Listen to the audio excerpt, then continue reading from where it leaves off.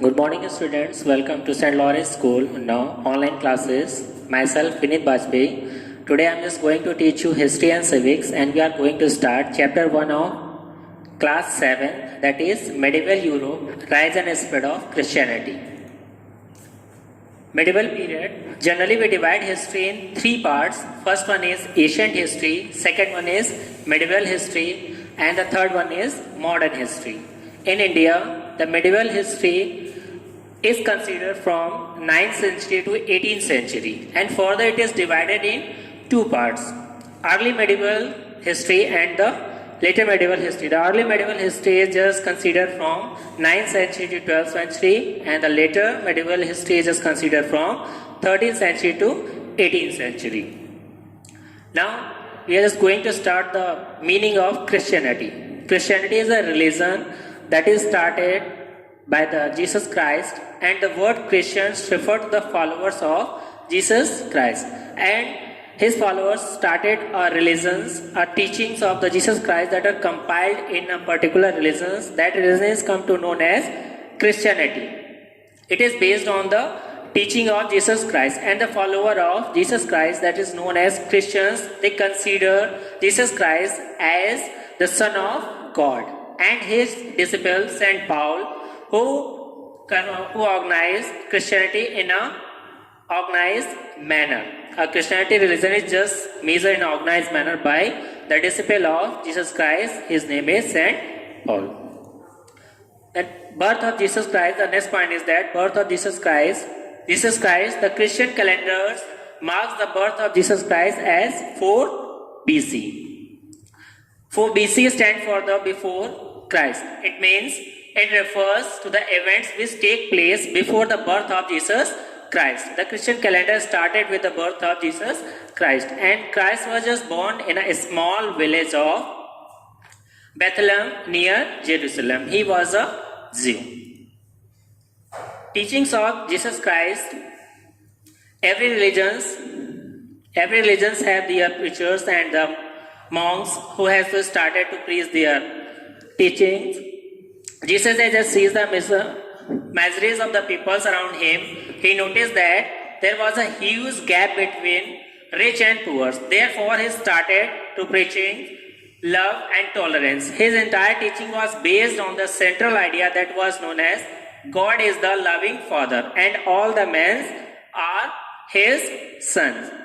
It means whether they are rich, they are poor, they all are the sons and the daughters of one God. So, some main teachings are given over there of Jesus Christ. The first one is that God is our Father and we should love Him. It means every citizen, whether it is rich or poor, they have to love to God and to take care of the all other peoples in this nation or in this world. One should not be greedy, jealous and vain. Kingdoms of God could be easily reached by loving Him sincerely. If we want to reach, as all the religions teaches us that the main aim of the life of the human being is that to reach toward the heavenly body. It means we have to reach toward the God. It means that is the simple teachings of Jesus Christ, is that if we want to reach toward the God, it means we have to start to loving the human beings, and we have to sincerely follow the rules of God that is preached by the monk of that religions. The next point is that one should have to learn their neighbors, even his enemies. Because all the human beings, they are the sons and the daughters of one God. And if they are our neighbors, even though they are our enemies, we have to mercy in our heart for themselves. That was the best teaching of Jesus Christ. Next point is that when the popularity of Jesus Christ has started and it increases day by day and it reaches toward the height. So he was born in Jerusalem, where all the political powers that were held by the Jews, and they started to oppose Jesus Christ. Why they started to oppose Jesus Christ?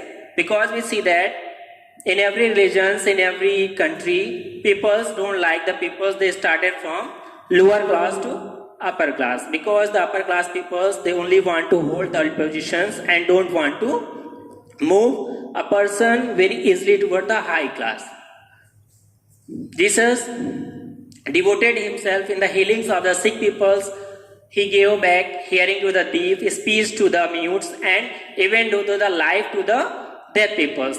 That was not tolerable to the peoples of that nations. It means Jerusalem peoples that were mainly Jews, they don't consider that Christians are peoples that belong to a lower class, and he started the preachings of the God teachings, and the people started to follow his teachings. That was not tolerable to the priests of the Jews. So they started to make conspiracies against Jesus Christ, and they make this, and the emperor who was just ruling at that country, they started to whisper in that years that peoples are just started to follow the teachings of Jesus Christ, and that was the revolt against to the Roman Empire.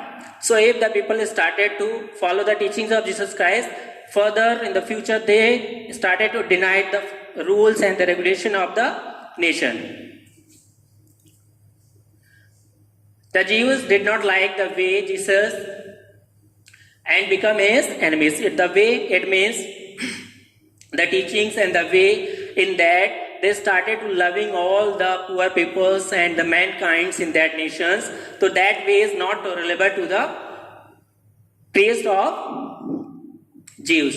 They wanted to destroy Jesus. They convict the Roman Empire, Roman Emperor Palestine that Jesus has called upon to the people's revolts against Roman government. It means Jesus was doing for the well-beings of the small peoples and the poor peoples, but they conspired in the years of the emperors that they are just making the peoples to revolt against the Roman Empire. So in that, Jesus was arrested. He was sentenced to death at the age of only 33. That was 30 AD. Jesus was crucified on a Friday that is observed throughout the world as Good Friday. Then Roman Empire and Christianity. Roman Empire, because that was the established empire, and the Christianity has started to grow in that empire. So what is the relation between that two particular reasons? What is the teachings of the Romans and what is the teachings of Jesus Christ, and how they have mingled together? What were the conflicts over there? Why they were not taking each other very easily? After almost 3 decades of the death of Jesus Christ, a rift started between Christians and the government of Rome. The Christians were persecuted mercilessly. There were mainly 2 reasons. The first reason was that Christians were against to the popular Roman sports, that were chariots and fighting between gladiators and the animals. It means human beings were just forced to fight with the animals, like the bullfighting, in that the animals are just forced to fight with that human beings, and that was not so good for the human beings. The second and the most important point is that the peoples of that regions after the death of Jesus Christ, they started to follow the teachings of Jesus Christ, and they denied to consider the Roman emperor as their gods, because Jesus Christ teaches them that God is the father of all the people. So any peoples who are just going to govern any nations or any country is not be a god. So people denied to started the Roman emperor as their god. That was the main consequence and the main point, that was confliction between Roman emperor and Christianity. Christian continues to persecute it for the next 2 centuries. It means after the death of Jesus Christ, next 2 centuries, the position of the Christianity and the people who follow the Christianity, they were become very lower class, and all that mercilessly acts were done with them. They were not given any respected positions and things in that nations. But later on, what happens? However, things change, and the glorious emperor of that, Constantine, he was the Eastern Roman emperor who founded that the city of Constantinople. He realized that Christians were good for the Roman Empire, and one incident had just take place. Once he was going into the battlefield, and in the way he just see a crucifix, and luckily he won that war. From that time he started to consider the Christians lucky for their empire. So from there he started to give the highly positions of the Christian in their empire. that was the main points where the again turning point is for the Christianity, and the position of the Christian peoples in the Roman Empire again started to gain. Next point is that the decline of the Asian Empire. How the Asian Empire, many empires we have seen that many kings and the emperors has becomes, they have reached toward that height, and after that they have declined. So here is also decline in the Roman Empire. So what are the main points of the declines of the Roman Empire? The mighty Roman empires began to disintegrate in 5th century CE. There were many reasons for this. The first one is the barbarian invaders. Many invaders in the past times, we see the history, invaders has just come and invaded the other nations and just robbed and looted all that wealth things of that nations and then went away. The second point is that the birth of the new empire. Byzantium, the new empire has started, so it has replaces toward the Roman Empire. The third point is that Crusades. It is the most important point, that is the reason of the decline of Roman Empire. Crusades, it means the attempt of the Christians to recover their holy place. The attempt of the Christians to recover their holy place from the Jews. The holy place of the Christians were Jerusalem. That was in the hands of Turks at that time. So they started to revolt that land from the Turks and resulted in many wars. And that wars will be known as the Crusades, and they were also reasons for the declines of feudalism.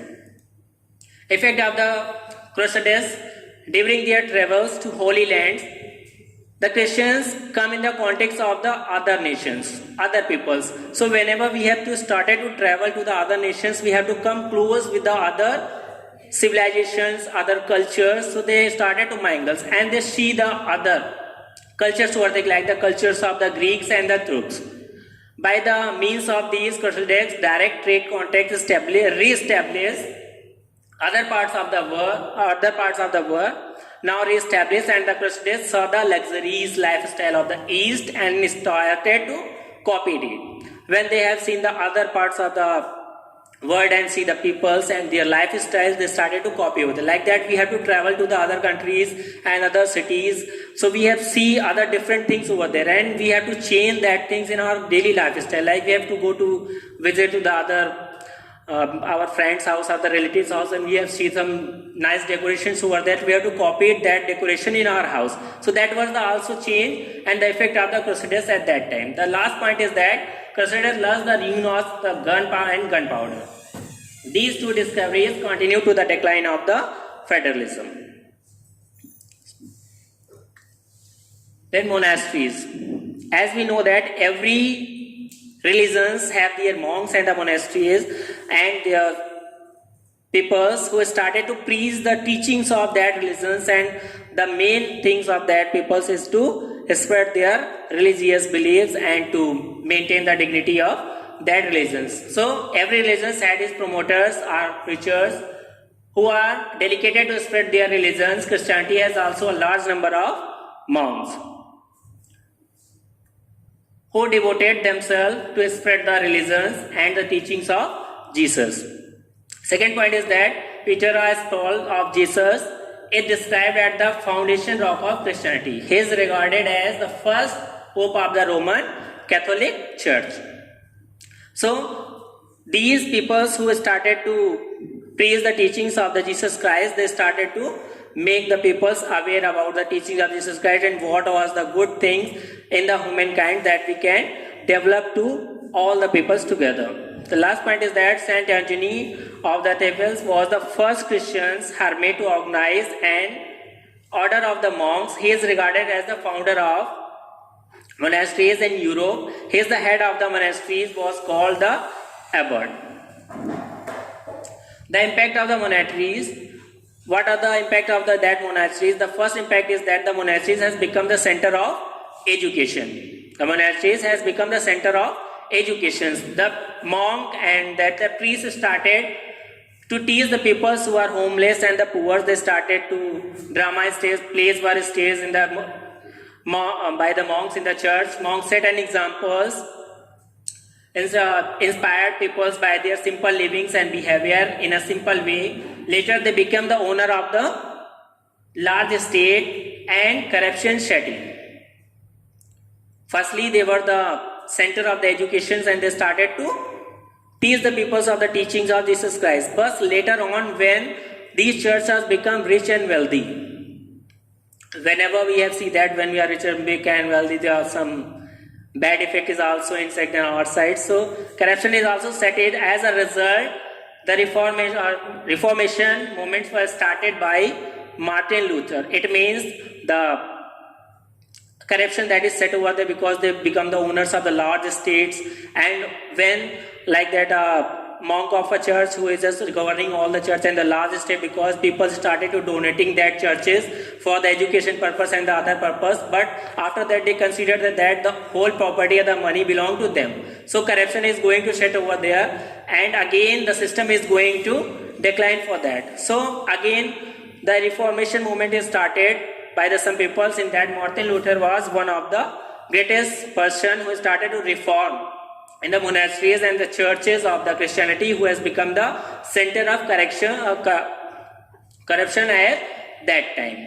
So this is the end of today's session. Thank you.